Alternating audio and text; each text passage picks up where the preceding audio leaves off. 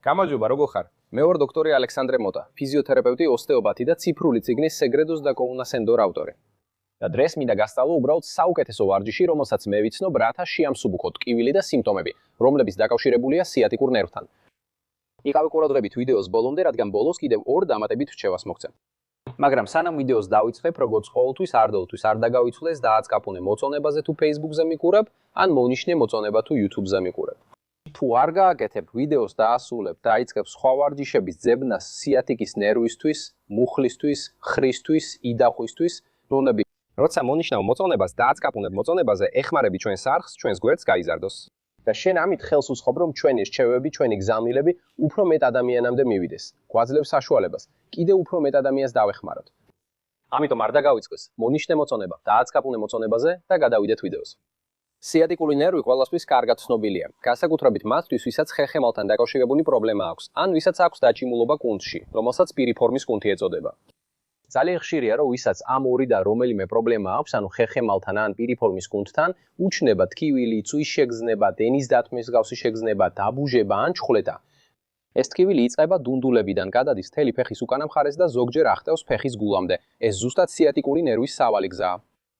ის იწყება წელის ხერხემალთან და გადის დუნდულების უკან, ჩამოდის მუხლამდე, წვივის უკანა მხარემდე და აღწევს ფეხის გულამდე, ანუ ფეხის ძირამდე. და რადგან ჩვენ მუშაობ ნერვზე, ბუნებრივია გაგახსენდათ ნეირალური მობილიზაციის ის ტექნიკები, რაზეც ვისაუბრეთ, ზედაკიდურისთვის, ისთვის, მკლავისთვის, ულნარული ნერვისთვის, მედიანური ნერვისთვის, რადიალური ნერვისთვის. და ეს ვარჯიშიც, რომელიც აუმჯობესებს სიატიკური ნერვის ჯანმრთელობას, ასევე ნეირალური მობილიზაციის ვარჯიშია. ამ ვარჯიშის შესასრულებლად თქვენ უნდა მიხვდეთ 5 ნაბიჯს. პირველ რიგში უნდა დაწვეთ კედელთან ახლოს, ზურგზე. სასურველია დაწვეთ იატაკზე ან რომელიმე უფრო მყარ ზედაპირზე. შეგიძლიათ გამოიყენოთ სავარჯიშო ხალიჩა ან იოგას ხალიჩა ან რამე მსგავსი, რომ შეამსუბუქოთ და უფრო კომფორტულად იყოთ.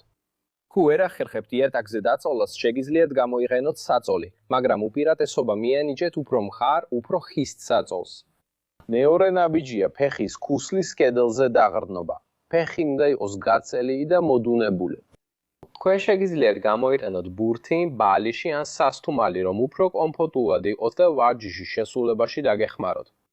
დემონსტრაციისთვის ამას გარეშე გავაკეთებ, რომ მოძრაობა უკეთ დაინახოთ. მესამე ნაბიჯზე თქვენ ტერფს თქვენსკენ მოხრით. თქვენ მოხრით კოჭს, თითქოს ფეხის თითებს თქვენსკენ იზიდავთ. ამ მესამე ნაბიჯზე თქვენ დაარეგულირებთ კედლიდან მანძილს, რომელიც თქვენთვის იდეალურია.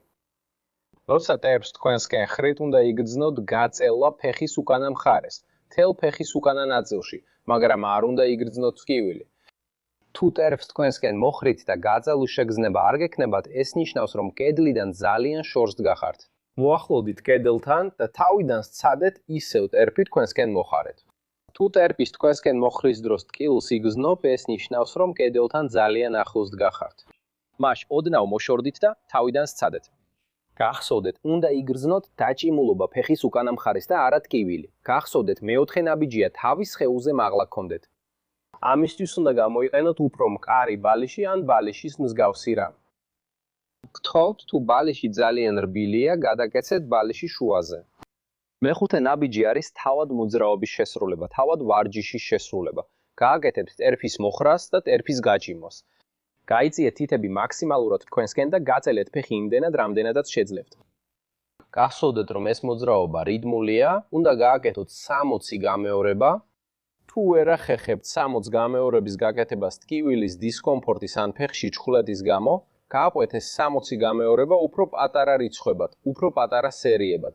შეგიძლიათ გააკეთოთ 2 სერია 30 გამეორებით, 3 სერია 20 გამეორებით ან 6 სერია 10 გამეორებით. თავარი ისაა, რომ ეს ვარჯიში ყოველდღე გააკეთოთ. ასევე მნიშვნელოვანია, რომ ეს ვარჯიში ორივე ფეხით შეასრულოთ მონაცვლეობით და არა მხოლოდ იმ ფეხით, რომელშიც სიმპტომს გრძნობთ. თუ ტკივილს, ჩხვლეტას ან უფრო ძლიერ სიმპტომს იგრძნობთ საჯდომ ნერვში, ირჩევთ, რომ პირველ 2-3 დღეს ან პირველივე კვირაში იმუშაოთ. მხოლოდ იმ ფეხით, რომელშიც სიმპტომი არ გაქვთ, ანუ მხოლოდ ჯანმრთელი ფეხით. და ამ 2-3-5 დღის შემდეგ, როცა იმუშავებთ მხოლოდ იმ ფეხით, რომელშიც სიმპტომი არ გაქვთ, შემდეგ დაიწყებთ მუშაობას იმ ფეხით, რომელშიც სიმპტომი გაქვთ. რატომ გთხოვთ ამას? იმიტომ რომ ზოგიერთ ადამიანში, როცა ნერვის მობილიზაციას აკეთებთ, სიმპტომები შეიძლება გაუარესდეს პირველ 20, 4 ან 48 საათში. ამიტომ თუ გაქვთ უფრო ძლიერი სიმპტომები, ტკივილი, ჩხვლეტა, დენის დატმის შეგრძნება, დაიწყეთ ვარჯიში მხოლოდ იმ ფეხით, რომელშიც ეს სიმპტომები არ გაქვთ. იმ ფეხით, რომელიც ჯანმრთელია და რამდენიმე დღის შემდეგ დაიწყეთ ვარჯიში იმ ფეხით, რომელშიც გაქვთ სიმპტომები. ტკივილი, ჩხვლეტა, დენის დატმის შეგრძნება. და კიდევ ერთხელ დადგა გაზიარების დრო. ეს კიდევ ერთი გზაა, რომ დაეხმაროთ ჩვენ სარხს გაიზარდოს, მაგრამ ყველაზე მთავარია, რომ ასე შეგვიძლია კიდევ უფრო მეტ ადამიანს დავეხმაროთ. ამიტომ აჩვენეთ ეს ვიდეო ყველას, ვისაც იცნობთ, ვისაც ფიქრობთ, რომ რაიმე ფორმით სარგებელს მიიღებს, თქვენს ოჯახს, მეგობრებს, რომელიმე ნაცნობს, ვინც წუწუნებს საჯდომი ნერვის ტკივილზე ან წელის ტკივილზე. ასწავლეთ ეს ვარჯიში, აჩვენეთ ეს ვიდეო მას და დარწმუნებული იყავით, რომ ასეთი მარტივი რჩევა შეიძლება ძალიან დაეხმაროს ვინმეს ტკივილის შემცირებაში. ეჰეი ბიჭო, ასე ნუ მაშინებ. რა მოხდა? რჩევას ივიწყე, ბიჭო. ხო, მართალია, უკვე მავიწყდებოდა. ბევრი ადამიანი იღებს წამლებს, გადის ფიზიოთერაპიას, ზოგჯერ სპეციალურ მკურნალობასაც კი იტარებს, ან სპეციალიზებულ თერაპიას, ან მანუალურ თერაპიას, რომ გააუმჯობესოს სიატიკული ტკივილი. და ეს ტკივილი ზოგჯერ უმჯობესდება, მაგრამ ბრუნდება, ან ზოგჯერ საერთოდ არ უმჯობესდება.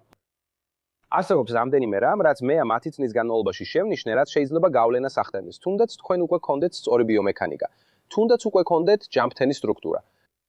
რაც კაცებისთვის ის არის საფულე, როცა უკანა ჯიბეში ატარებენ, ხოლო ქალებისთვის კი ფეხებ გადაჯვარედინებულზე ჯდომის შვება. და რატო შეიძლება საფულემ ვინმეში გამოიწვიოს სიატიკური ტკივილი? ბევრი კაცი ატარებს საფულეს უკანა ჯიბეში და რა თქმა უნდა, როგორც თითქმის ყველა დღის დიდ ნაწილს ჯდომაში ატარებს. იქნება ეს მუშაობისას კომპიუტერთან, ან რაც კიდევ უფრო ცუდია, მოტოციკლზე ჯდომისას. და რატომ ამბობ, რომ მოტოციკლი უფრო ცუდია? იმიტომ რომ გარდა იმისა, რომ საფულის მოცულობა აწვება სიატიკური ნერვის გასასვლელს, სწორედ იქ, სადაც მდებარეობს პირიფორმის კუნთი, არსებობს ვიბრაცია და მოტოციკლის რხევა როცა მართავ. და სწორედ ამიტომ ბევრი ადამიანი ამდენ ხანს იტანჯება სიატიკური ნერვის ტკივილით. იმიტომ რომ მკურნალობას იტარებს, უკეთ ხდება, მაგრამ მაინც აგრძელებს საფულის უკანა ჯიბეში შენახვას და ამ დეტალს ყურადღებას არ აქცევს. და საფულე ისევ აწვება ნერვს, ტკივილი ბრუნდება, ბენის დარტყმის მსგავსი შეგრძნება, დაბუჟება, ფეხში ძალის ნაკლებობა.